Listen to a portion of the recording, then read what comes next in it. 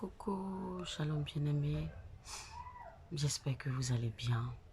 Moi, je fais parfaitement bien. Juste un peu fatiguée parce que les nuits, je dors pas beaucoup. J'espère que vous allez bien. Alors, je fais cette petite sortie pour répondre à quelques questions qui m'ont été posées en inbox. La première question, est-ce que les hommes de Dieu, est-ce qu'on doit vendre les différents livres que nous écrivons? Est-ce que nous devons vendre les différents livres que nous écrivons? Voilà. Quand je parle des différents livres, il y a des hommes de Dieu qui écrivent des livres, pour nous fortifier, pour nous aider dans la marche. En dehors de la Bible, ils écrivent des livres de leur expérience, tout et tout, de ce que le Seigneur les a enseignés, le parcours qu'ils ont eu avec Christ. Ils font des conclusions, tout et tout. Voilà. Il y a beaucoup de livres. Il y a un homme de Dieu qu'on appelait T.L. Osborne, qui a écrit La vie comblée. Moi, j'ai lisé ce livre beaucoup dans le temps. Il y a Bonjour Saint-Esprit. Voilà, ça aussi, je lisais ça de Catherine Kuhlman.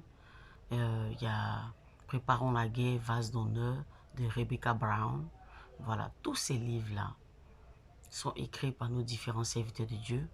Et il y a Bishop Dag Heward-Mills qui a écrit La clé de l'humilité. Voilà, il y a pas mal de livres que nos hommes de Dieu ont écrits. Voilà. Mais la question qu'on m'a posée, est-ce qu'on doit vendre ces livres? Est-ce qu'on doit vendre ces livres? Ok.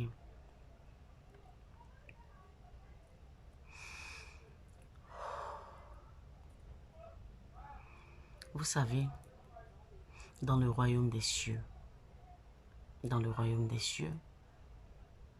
il y a une grande bibliothèque. Une grande bibliothèque. Et la bibliothèque contient plusieurs livres. Beaucoup de livres.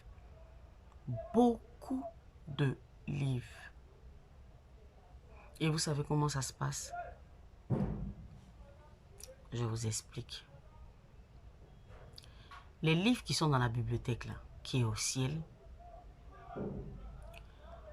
le Seigneur fait, les anges font, c'est les anges qui font ce travail-là. Les anges viennent sur la terre. Tout ce qui est dans le livre, qui est dans la bibliothèque, qui est là-bas, un ange vient et il souffle dans la pensée d'un serviteur de Dieu. Il souffle dans la pensée d'un serviteur de Dieu. Tout le livre. S'il y a un livre dans le royaume des cieux qu'on appelle la vie comblée, l'ange vient dans la vie du serviteur de Dieu qui doit écrire, qui doit réaliser, matérialiser ce livre-là sur la terre. Il souffle dans sa pensée et l'homme de Dieu commence à écrire. L'homme de Dieu commence à écrire et le titre qu'il prend, c'est la vie comblée. Et il commence à écrire. C'est-à-dire qu'on download dans son esprit, on télécharge dans son esprit le livre qui est dans la bibliothèque là-bas. Et lui, il commence à écrire le livre sur la terre. Je ne sais pas si vous comprenez. On n'a rien inventé. On n'a rien créé par nos propres forces. Vous comprenez? Personne ne peut dire que de lui-même il a inventé. Vous comprenez? On n'a rien inventé. Personne ne peut dire de lui-même qu'il a créé un livre. Non. Les anges viennent télécharger ce qui est au ciel dans ta pensée. Et toi, tu commences à écrire le livre. Tu sens ça en toi. Tu sens que tu as envie d'écrire une histoire, une expérience que tu as vécue. Et là, tu prends ton stylo, tu commences à écrire la vie comblée ou bien la clé de l'humilité. Tu commences à écrire le livre. À chaque fois que tu écris sur une page, tu fais une page du livre, une page dans le royaume des cieux, dans la bibliothèque, dans le livre là-bas disparaît. quand tu écris sur la deuxième page, le deuxième chapitre et la deuxième page là-bas disparaît. Quand tu écris au fur et à mesure, jusqu'à ce que quand tu finis le livre sur la terre, le livre là-bas disparaît. Les anges téléchargent ça dans la mémoire des serviteurs de Dieu. Les anges téléchargent ça dans la mémoire des servants de Dieu. Les anges téléchargent ça dans la mémoire des chrétiens, des disciples. Voilà, quelqu'un qui a accepté le Seigneur Jésus-Christ peut écrire un livre. Vous comprenez? Quelqu'un qui a accepté le Seigneur Jésus-Christ peut écrire un livre. L'ange de l'Éternel peut venir souffler dans son esprit comme ça et puis il va se mettre à écrire un livre. Ce n'est pas forcément pasteur ou servant de Dieu, non. Ça peut être un disciple. Vous comprenez? Et sachez que de la manière, il y a pour Dieu. De la manière, il y a pour les chrétiens. De la manière, il y a une bibliothèque chrétienne qui est en haut et que les anges téléchargent les livres dans notre esprit. C'est comme ça dans le monde satanique. Il y a des livres. Il y a des livres que le diable a écrits. Il y a des livres que Satan a écrits, que Lucifer a écrits. Il y a des livres de magie. Il y a des livres il y a beaucoup de livres d'envoûtement. Il y a des livres qui peuvent carrément faire sortir l'âme de ton corps. Quand on commence à faire des incantations, tu es parti, c'est fini. Il y a des livres comme ça. Vous comprenez? Donc, à chaque fois qu'un homme de Dieu commence à écrire un livre, je veux que vous mettez ça bien dans votre tête, dans votre esprit. À chaque fois qu'un homme de Dieu écrit un livre, et je veux que cet homme de Dieu-là écoute ce que je suis en train de dire. Tu as écrit beaucoup de livres, tu te glorifies parce que tu as écrit beaucoup de livres. Tu ne peux pas écrire beaucoup de livres. Tu ne peux pas. Il faut te mettre dans la tête que tout ce que tu as reçu là, c'est dans une bibliothèque au ciel. Il y a une grande bibliothèque au ciel. Et une fois que tu finis d'écrire le livre disparaît là-bas. Et il y a beaucoup de livres. Les hommes de Dieu sont censés écrire, mais qui n'écrivent pas. Les disciples sont censés écrire, mais qui n'écrivent pas. Ils reçoivent beaucoup de Dieu, mais ils n'écrivent pas, ils ne font pas le livre. Tout est spirituel avant d'être physique. C'est parce que tu as reçu dans le spirituel que tu matérialises ça. Les anges nous donnent la capacité de pouvoir matérialiser ça. Eux, c'est leur travail. Voilà. Et après avoir fini de faire le livre, vous, maintenant les chrétiens, vous voulez vendre le livre cher. Non. Le Seigneur dit non. Hachem Adonai, il dit non. Non. On ne doit pas vendre un livre cher. C'est une œuvre de l'esprit. Quand on parle de œuvre de l'esprit, c'est pareil pour la musique. Tu penses que tu as composé une chanson. Non, la mélodie existait dans le spirituel. Juste qu'il y a un ange qui vient te donner la mélodie. Il vient te donner la mélodie. La mélodie existait dans le spirituel. C'est ce pourquoi d'ailleurs vous n'allez jamais voir une œuvre de l'esprit pour les musiciens bien sûr vendre cher. S'ils ont trop vendu le CD c'est 2000, 3000. Le plafond c'est 5000. Parce que l'œuvre de l'esprit ça ne se vend pas, ça n'a pas de prix. Ça n'a pas de prix. Mais il y a des pasteurs qui vendent les livres chers, qui peuvent vendre un livre à 50 000, qui peuvent vendre un livre à 12 000, qui peuvent vendre un livre à 60 000. Tous ces pasteurs, toutes ces personnes qui vendent les choses qu'ils ont reçues gratuitement, d'après eux, j'ai souffert puis j'ai écrit le livre. Non, tu n'as pas souffert. La bibliothèque où se trouvent les livres là, sont au ciel. Voilà, on a juste téléchargé ça dans ton esprit. Frère, sachez que tout est spirituel avant d'être physique. Tout a été déjà fait. Tout. De telle année à telle année, tel pasteur va écrire tel livre. De telle année à telle année, les anges viennent télécharger ça dans ton esprit pour que tu puisses matérialiser ça. Ne vendez pas les livres chers, je vous en supplie, les pasteurs, les serviteurs de Dieu. Ne vendez pas les livres chers, sinon, pas ça là, pas ça seulement, vous irez en enfer. Il y a beaucoup de choses qui pourront vous caler. Il y a beaucoup de choses qui pourront vous caler. Beaucoup de choses. Beaucoup de choses ont fait que vous n'allez pas aller dans le royaume des cieux. Vous serez surpris. Vous allez dire non, j'ai écrit La vie comblée. J'ai écrit Préparons la guerre. Mais tous ces livres existent déjà dans le ciel. Ces livres existent, il y a une bibliothèque là-bas. Et la deuxième question. En inbox, on m'a posé une question un peu pertinente. Est-ce que Jésus est-il blanc ou noir? C'est la question qu'on m'a posée en inbox.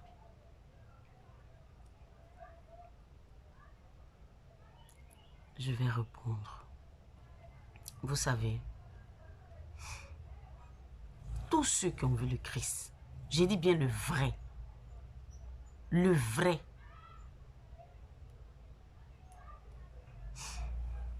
ok, quand le Seigneur s'est révélé à moi, dans le royaume des cieux, quand je l'ai vu dans sa gloire, quand j'ai vu Hachem Adonai, quand j'ai vu Jésus-Christ dans sa gloire,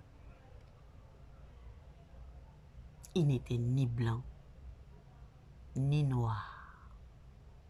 Il avait une peau glorieuse. Une peau glorieuse. On voyait la marque de la crucifixion dans ses mains. Et il porte toujours une ceinture qui traverse sa poitrine jusqu'à ses reins, brodée où il est écrit Seigneur des Seigneurs, Roi des Rois. Vu que moi j'ai quitté mon corps et je suis allé jusqu'au 3e ciel, puisque j'ai quitté mon corps et je suis allé jusqu'au 3e ciel, au 3e ciel, on a la connaissance. Au 3e ciel, tu as la connaissance. On ne te dit pas, ça là c'est bleu, et puis tu sais que c'est bleu. On ne te dit pas, voici Marie de Magdala. Tu sais que c'est Marie de Magdala parce que tu as la connaissance. Donc, quand moi j'étais dans le royaume des cieux, quand Jésus passait, je l'ai vu dans sa peau glorieuse. Dans le royaume des cieux, tous les rachetés et les sauvés qui étaient dans le royaume des cieux, on avait une seule peau. On n'était pas blanc, on n'était pas noir, on avait une peau glorieuse, comme la couleur du soleil. Mais comme on a la connaissance, et que si c'est un noir qui est sauvé et qui est rentré dans la Nouvelle Jérusalem, automatiquement sa peau devient glorieuse. Mais à la base, l'origine, tu connais son origine. Tu sais si c'était un noir. Écoutez bien, tu sais si c'était un noir. Jusque il a été transformé et il est devenu glorieux. Mais tu sais si c'était un noir. Donc je peux vous dire la couleur exacte de Jésus en dehors de la peau glorieuse qu'il avait, sa couleur exacte. Et peut-être que ça va choquer beaucoup de personnes. Pour ceux qui ont vu véritablement le Christ, je ne parle pas des illusionnistes, je ne parle pas de ceux qui ont lu la Bible comme ça, et ils ont vu dans leur esprit, on les a dit que Jésus était blanc, voilà. Pour ceux qui ont vu le véritable Christ, je ne sais pas si vous connaissez, il y a un footballeur qu'on appelle Neymar. Neymar. Vous voyez la peau des Brésiliens là. Je ne parle même pas les Brésiliens blancs, les Brésiliens noirs là. La peau des Brésiliens noirs. Voilà. Donc, vous voyez la peau des Brésiliens noirs. Quand je parle de peau noire, vous voyez Neymar. Bon, c'est Neymar qui vient dans mon esprit. J'entends Neymar, Neymar, Neymar. Donc, c'est la couleur de Neymar. Voilà, parce que moi, je l'ai vu. J'ai vu Jésus. Je l'ai vu comme les autres ne l'ont pas vu. Oui, Dieu fait la grâce à qui il veut. Je ne suis pas spécial, mais je ne sais pas pourquoi il a fait ça. Mais je l'ai vu. Voilà, je l'ai vu. Où tout le monde était face contre terre. Pour ceux qui ont lu mon témoignage de 2003, tout le monde était face contre terre. Et moi, il m'a permis d'être à genoux. Et quand il est venu devant moi, il m'a tendu la main et il m'a relevé. Quand il m'a relevé, je me suis arrêté. Et il a réduit la lumière qui brillait de son visage. Il a réduit. Dans ses yeux, il y avait des flammes de feu qui bougeaient comme ça. Il avait porté une ceinture, il était écrit Seigneur des Seigneurs, Roi des Rois. Il avait ses cheveux sous forme de la laine, mais qui scintillaient comme des flammes de feu, comme des flammes de feu. Et ses pieds étaient embrasés par le feu. Vous voyez le bronze, non? Vous voyez le bronze. C'est comme ça, sa peau était. Le bronze, ses pieds. Il y a un footballeur qu'on appelle Neymar. Je ne regarde pas le football. Je ne regarde pas le football. Mais pour décrire ce que j'ai vu, le Saint-Esprit me dit Neymar. Neymar. Donc je vous dis, la peau glorieuse que Jésus a dans le royaume des cieux, il n'est ni blanc, ni noir. Tout le monde là-bas est ni blanc, ni noir. Mais là-bas, vu qu'il y a la connaissance, quand quelqu'un est sauvé, tu sais si c'était un noir sur la terre qui rentre. Parce que quand tu rentres dans la Nouvelle Jérusalem, ta peau change, ton identité change. Tu deviens grand de taille. Tout le monde a la même taille. Ça veut dire que tout le monde a le même niveau de connaissance là-bas. Voilà. Tout le monde est transparent parce qu'au ciel, il n'y a pas rancunier, il n'y a pas hypocrite. Tout le monde est transparent. Tu peux voir à travers l'autre. Tu vois tout à travers. Tu ne vois pas le cœur, tout ça là, non. Mais tout le monde est transparent. Et tout le monde a la connaissance dont je pouvais savoir si la couleur qu'il avait sur la tête, c'était une peau noire ou une peau blanche. Posez-vous la question. Si Dieu a créé l'homme par la terre, la poussière de la terre, posez-vous la question. La poussière, la terre, elle est de quelle couleur? La terre est de quelle couleur? Donc j'espère que j'ai répondu à votre question. Parce que la peau glorieuse est différente. La peau glorieuse est très, très, très différente. Certaines personnes ont vu Jésus dans sa gloire. Une lumière qui jaillit resplendissante. On ne peut pas regarder sa face. Il y a une lumière qui est là. Oui. Oui. Quand Jésus vient dans ta maison, il a une peau glorieuse. Donc tu ne peux pas détecter de quelle race il est, de quelle peau il est. Mais une fois que tu arrives au ciel, tout le monde a la connaissance. C'est au ciel que moi j'ai connu ça. Voilà, parce que j'ai la connaissance. Quand j'ai vu Marie de Magdala, je savais que c'était Marie de Magdala. Quand j'ai vu Pierre, je savais que c'était Pierre. Quand j'ai vu Moïse, je savais que c'était Moïse. Quand j'ai vu David, je savais que c'était David. On ne te dit pas. Au ciel, tout le monde a la connaissance. Tout le monde a la connaissance. Et il y a de grandes bibliothèques où il y a beaucoup de livres. Et les anges viennent souffler dans la pensée pour que nous, on puisse écrire ces livres-là sur la terre. Donc, de grâce, ne vendez pas ces livres-là cher. Sinon, par ça même, vous pouvez aller en enfer. Et de la manière, je veux que vous reteniez que de la manière, il y a des livres qui sont inspirés de Dieu. Il y a des livres aussi du diable.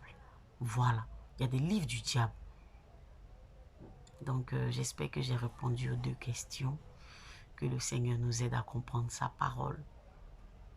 Qu'il nous aide à comprendre sa parole. Shalom, shalom.